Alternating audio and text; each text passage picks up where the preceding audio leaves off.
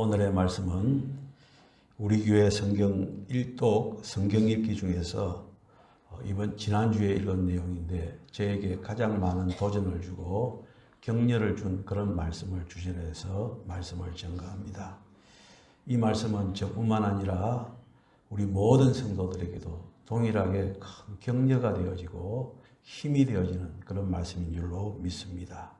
바로 여호수아서 1장 1절로 9절 말씀입니다. 모세의 후계자인 여호수아에게 한 하나님의 격려의 말씀이 되어집니다. 하나님께서 여호수아에게 직접 하신 말씀입니다.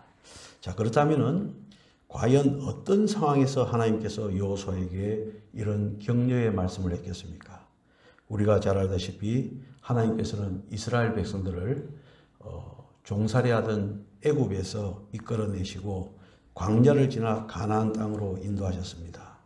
이제 그 과정 속에서 거의 마무리가 되어지는 그 과정 속에서 이스라엘 백성들을 40년간 인도한 모세가 죽습니다. 그리고 하나님께서는 모세의 곁에서 함께 이끌었던 여호수아를 새로운 지도자로, 인도자로 세웁니다. 사실 그렇지 않습니까? 한 나라도 그렇습니다. 정권이 바뀔 때마다 한동안 나라가 혼란스럽기 짝이 없습니다. 당시 이스라엘 백성들에게도 똑같은 상황이 벌어진 것입니다. 지도자가 바뀌는 그런 상황이었습니다. 하나님의 능력과 이적으로 백성을 이끌던 모세가 죽고 젊은 지도자 여호수아가 시험을 입은 것입니다. 그 당시 이스라엘 백성들도 혼란스러웠겠지만 그 책임을 맡은 여호수아의 마음이 어떻겠습니까? 200만 명이 넘는 백성을 인도하는 큰 과업을 맡은 여호수아입니다. 가나안 땅에서 수많은 전쟁을 이제 치루어야 될 그런 상황인 것입니다. 바로 이런 상황에서 하나님께서는 여호수아에게 직접 격려해 주시는 것입니다. 그런데 이 격려의 말씀을 보면은 한마디로 제가 느낀 것은 하나님께서는 화끈하시다. 이게 제가 이 말씀을 읽으면서 느낀 제 마음입니다. 하나님께서는 화끈하게 여호수아에게 격려하고 있는 이런 모습을 제가 느낄 수가 있었습니다. 이것은 우리 동원교회를 이끌어가는 저에게 주신 말씀이다. 또 우리 모든 성도들에게도 동일하게 주시는 말씀이다. 라는 이런 확신이 생겼습니다. 여러분들 1절과 4절 말씀을 우리 다 같이 한 목소리로 나에게 주시는 말씀이라고 생각하면서 함께 합독하기를 원합니다. 1절로부터 4절입니다. 여호와의 종 모세가 죽은 후에 여호와께서 모세의 수종자 눈의 아들 여호수아에게 말씀하여 이르시되 내 종 모세가 죽었으니 이제 너는 이 모든 백성과 더불어 일어나 이 요단을 건너 내가 그를 곧 이스라엘 자손에게 주는 그 땅으로 가라. 내가 모세에게 말한 바와 같이 너희 발바닥으로 밟은 곳은 모두 내가 너희에게 주었노니 곧 강야와 이 레바논에서부터 큰 강 곧 유브라데 강까지 해쪽 속의 온 땅과 또 해지는 쪽 대해까지 너희의 영토가 되리라. 할렐루야. 여러분들 어떻습니까? 화끈하지 않습니까? 그 당시 이스라엘 백성들의 꿈이 무엇입니까? 요단강을 건너서 가나안 땅에 들어가는 것입니다. 그것이 저들의 꿈인데 하나님께서는 여호수아에게 나타나셔서 무엇입니까? 그 가나안 땅, 저들이 오매불만 가고 싶었던 젖과 꿀이 흐르는 땅, 가나안 땅에 너희들은 반드시 들어갈 것이다. 이것을 먼저 하나님께서는 선포하고 있는 것입니다. 요단강을 건너가라. 내가 너희에게 주는 땅으로 가라. 가나안 일대의 모든 땅이 너희의 영토가 될 것이다. 이 얼마나 확실한 약속의 말씀입니까?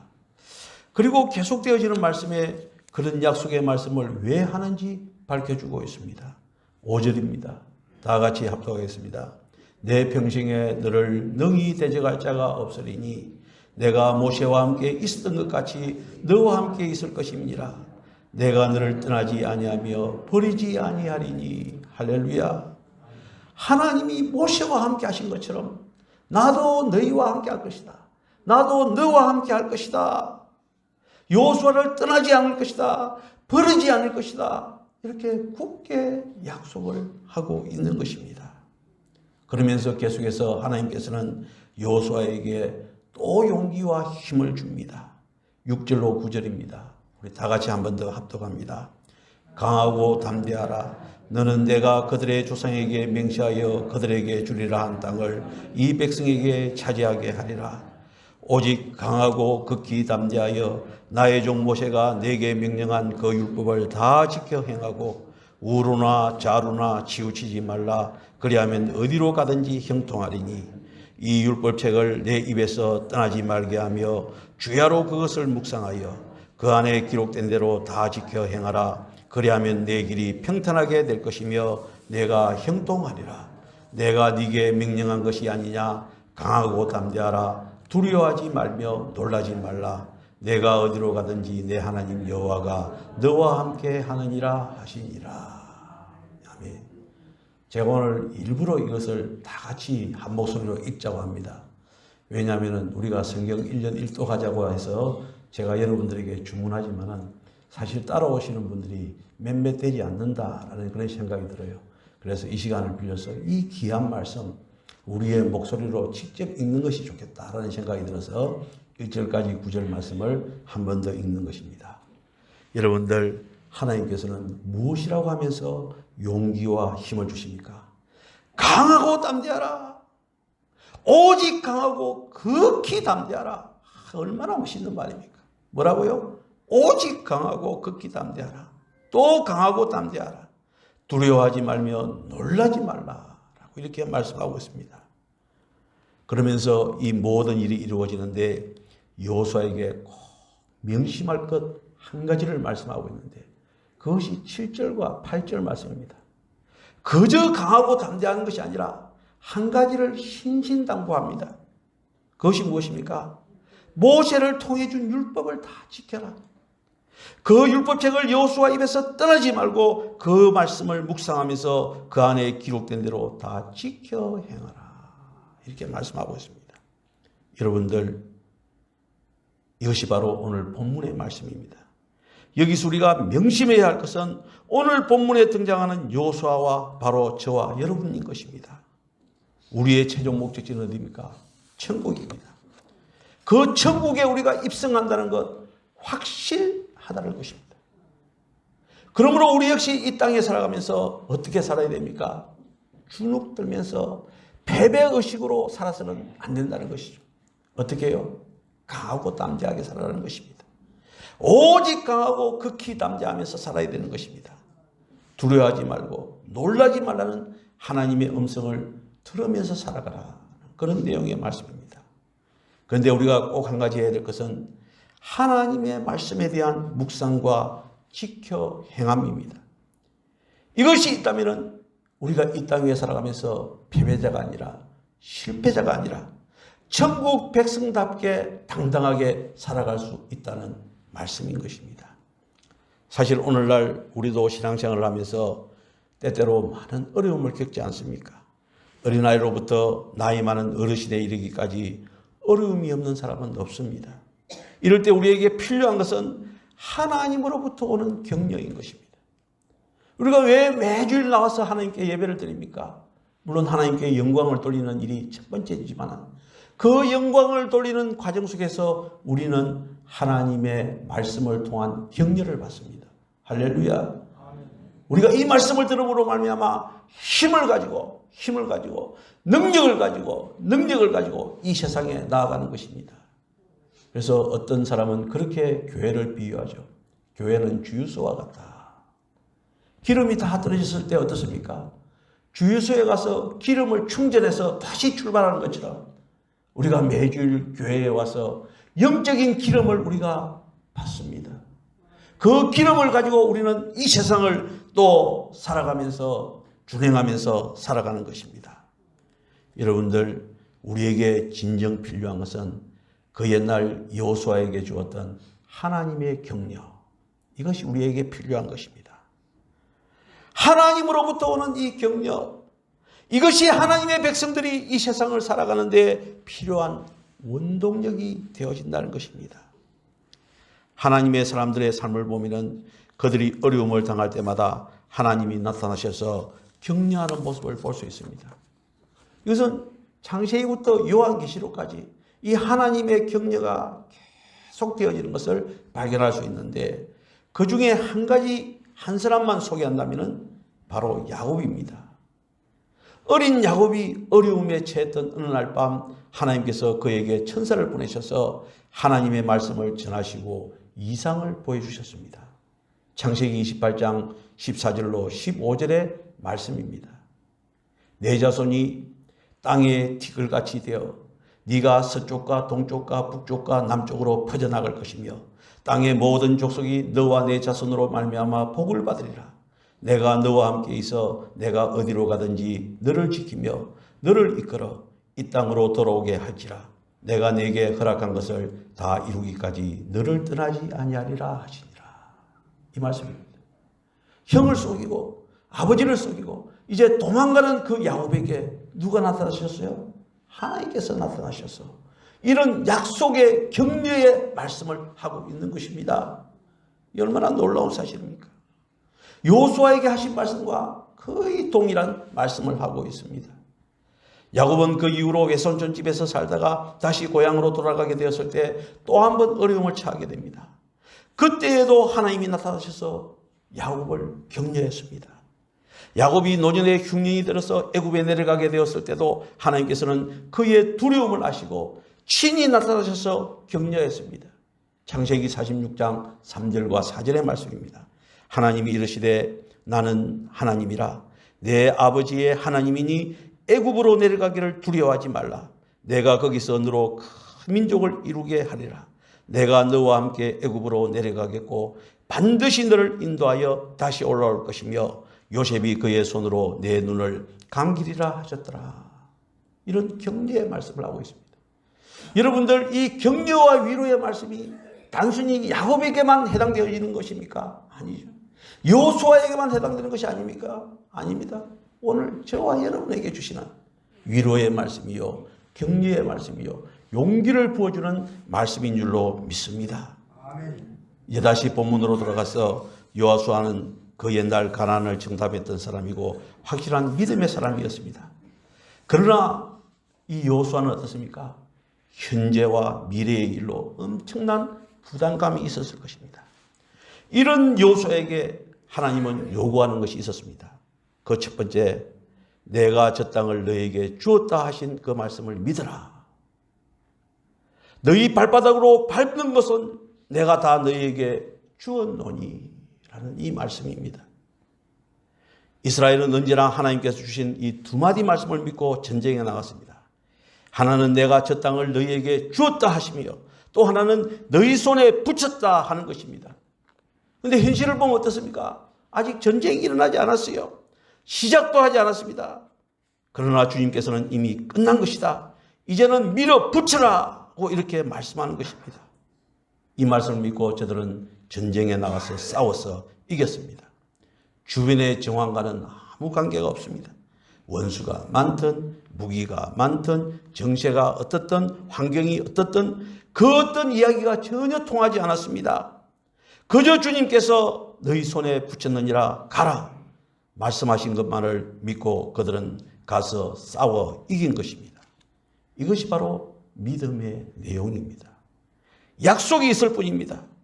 이 약속을 그대로 믿고 나가는 것입니다. 미래적 사건을 현재로 믿는 것입니다. 이것이 바로 믿음이 아니고 무엇이겠습니까? 또 한 가지 중요한 것은요, 발바닥으로 밟는 곳을 내가 다 너희에게 주었노니 라는 이 말씀입니다. 저는 오늘 말씀을 준비하면서 여기에 큰 의미를 두었습니다. 발바닥으로 어떻게 해요? 밟는 곳을 내가 다 너희에게 주었노니. 언뜻 생각하면요, 쉽게 이해가 되지 않을 것 같지만은 사실 어려운 말씀입니다. 발바닥으로 밟는다라고 하는 것은 내가 직접 행해서 그 자리에 간다 이 말인 것입니다. 저는 요즘 올레길을 매일 걷고 있습니다. 일주일에 5번을 걷고 있습니다. 사실 제주도 온 지 한 10년 됐는데 제가 봉사 사역을 할 때 주로 제가 한 말이 제주도 좋다고 사람들이 놀러 오는데 왜 놀러 오는지 제가 모르겠다. 그런 이야기를 많이 했습니다. 눈만 뜨면 무엇이 보입니까? 제주도는 한라산이 보이는 겁니다. 눈만 뜨면 한라산.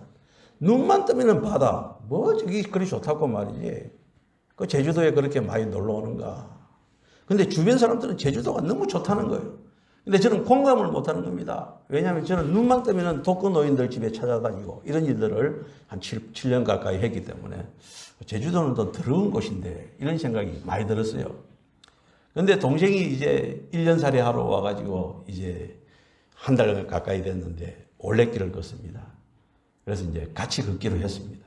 그래서 매일 이제 같이 가가지고 이제 저는 1시간 정도 걷고 돌아오고 동생은 한 4시간 걷고 이러는데 제가요 땅을 밟아보니까 제 생각이 틀려지는 겁니다. 왜 제주도를 놀러 오는지, 왜 제주도가 아름다운 곳인지 그게 느껴지더라니까요. 맞습니까? 땅을 밟아보니까. 사려니 숲이 있지 않습니까? 사람들이 좋다 그러는 거예요. 저는 차 타고 다니면서 그냥 스쳐갔습니다. 뭐 저기 좋다고 말이지. 그런데 말이죠. 제가 직접 걸어보니까 이리 좋은 곳이 있었구나. 여러분들 무엇입니까? 말씀을 믿고 어떻게 해요? 밟아보아야 누구 것이 된다고요? 내 것이 된다라는 것입니다. 사실 그렇습니다. 우리는 종종 세계가 내게 오기를 바랍니다. 그러나 아닙니다. 내가 세계로 가야 됩니다. 세계가 내게로 오기를 바라는 것이 아니라 내가 세계로 가야 됩니다. 그럴 때 놀라운 역사가 일어납니다. 미국의 작년에 어떤 통계에서 우리나라가 세계 6대 강국이라고 그랬습니다. 6대 강국. 7위가 프랑스라고 그랬습니다. 8위가 일본이라고 그랬습니다. 여러분들, 우리도 모르는 사이에 맨날 경제 때문에 죽겠다, 정치가 혼란스럽다라고 하는 이 상황 속에서도 우리도 모르는 사이에 어떻게 해요? 어떻게? 세계 6대 세계 강국이 되어진 것입니다. 김진홍 목사님의 설교를 들어보니까 왜 그렇게 되었는가 그 이유를 이야기하더라고요. 자기가 미국에 1년인가 이제 유학을 가서 어느 대학에 가서 뭐 청강생으로 들었는지 모르겠지만 거기 가보니까 말이죠. 일본이 우리나라보다 인구가 2배입니다. 그리고 우리나라는 인구가 반밖에 안 되는데 유학생 수를 보니까 우리나라가 말이죠. 우리나라가 10배 가까이 많더라는 거예요. 제가 성지순례 갈 때 밤모섬에 가니까 그곳에도 우리나라 선교사가 있어가지고 우리를 안내하는 것을 볼 수가 있었습니다. 이게 무엇입니까? 우리나라가 세계로 나아갔다는 것입니다. 그러니까 그곳의 영향으로 인해서 우리나라가 세계 6대 강국이 되었다는 것입니다. 여러분들, 우리가 세계로 나아가야 됩니다. 우리는요, 세상이 내 마음대로 해결되기를 바랍니다. 그러나 아닙니다. 내가 세상에 뛰어들어야 되는 것입니다. 아주 중요한 문제인 것입니다. 공부 잘하기를 바라면서 정작 스스로 공부는 안 합니다. 운전 배우는 사람이 운전 잘하기만을 바라면서 차에 타는 것도 하지 않습니다. 언제 운전을 배웁니까? 여러분들 잊지 말 것입니다. 흔히 돈 벌기를 바라면서 재수가 좋기만을 바라지 부지런하지 않습니다. 어른 사람에게 어떻게 돈이 주어집니까? 발바닥으로 어떻게 해요? 밟아야 된다라는 것을 말씀하고 있습니다. 성경은요, 내가 너희에게 주었노니라고 말씀하고 있습니다. 그러나 그저 주었다고 말씀하지 않습니다. 발바닥으로 밟는 그곳을 내가 네게 주었다. 내 손으로 하는 일을 형통하게 하리라. 우리가 액션을 취했을 때 그 현장 속에서 하나님의 놀라운 역사가 임하더라. 이 말씀인 것입니다. 아멘. 여러분들, 여호수아는 바로 이 말씀을 그대로 실천했던 것입니다. 이제 9절 다음에 10절이지 않습니까? 10절 이후의 말씀을 한번 읽어보시길 바랍니다. 여호수아는 하나님의 말씀을 듣자마자 그대로 실행에 옮기는 모습이 10절 이후에 쭉 소개되어지고 있는 것입니다. 여러분들, 우리는 분명히 생각해야 됩니다. 만일에 발바닥으로 밟지 않고 나를 움직이지 않고 그대로 무엇인가 되어지기를 바라고 세계가 내게로 오기를 바란다면 그것은 하나의 도둑 심보가 되어집니다. 성경은 그렇게 말하지 않습니다. 네가 가서 발바닥으로 밟는 그곳을 내가 네게 이미 주었다. 그런 거로 너는 가서 발바닥으로 밟아서 저 땅을 소유하라. 이렇게 말씀하고 있습니다. 여러분들, 하나님은 우리와 함께 하십니다. 우리에게 약속을 하셨습니다. 성취될 것을 약속했습니다. 그러나 분명한 것은 말씀과 함께, 그리고 우리의 행동이 뒤따라야 된다라는 것을 분명하게 말씀하고 있습니다. 마태복음 10장에 보면은 우리 예수님을 파송하는 그런 모습이 소개되어지는데, 그 파송하는 모습을 보면은 세 단어로 요약되어집니다. 하나는 부르시고, 다음은 능력을 주시고, 마지막으로 보내시고 라고, 이렇게 처음에 뭐라고요? 부르시고 능력을 주시고 보내신다는 이 말씀인 것입니다. 그래서 이 말씀대로 순종했을 때 복음이 땅끝까지 이르는 놀라운 역사가 일어났던 것입니다. 여러분들, 우리는 꼭 명심해야 됩니다. 내 용기는, 나에게 주어지는 용기는 내 의지로 인해서 생겨난 것이 아닙니다. 용기는 말씀이 주는 은사인 줄로 믿으시기를 바랍니다.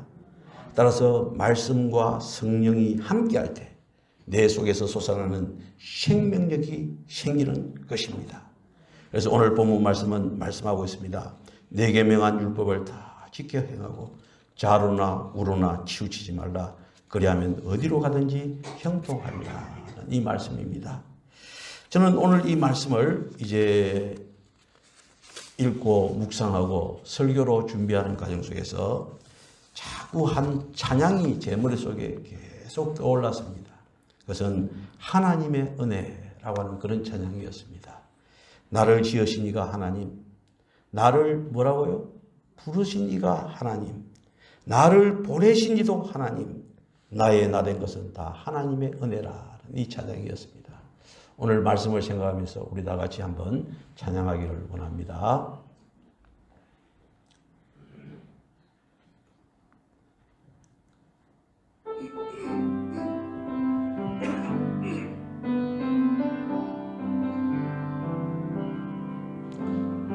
부여신 이가 하나님,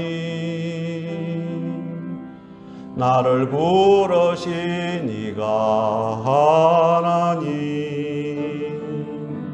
나 신이도 하나님, 나의 나 된 것은 다 하나님 은혜라.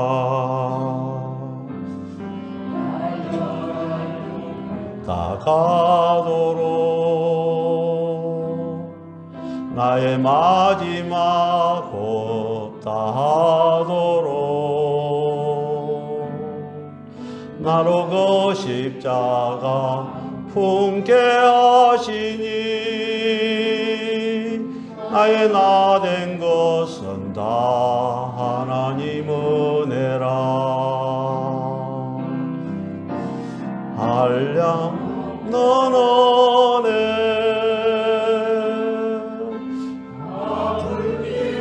넌 은혜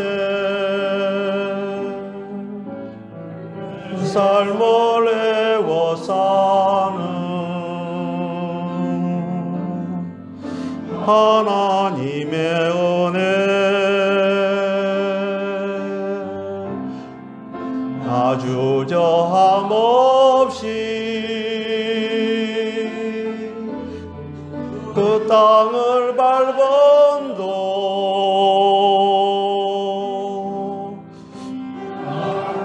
뜻이는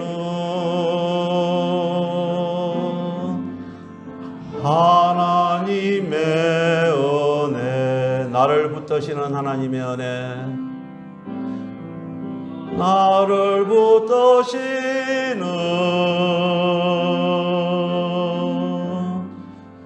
하나님의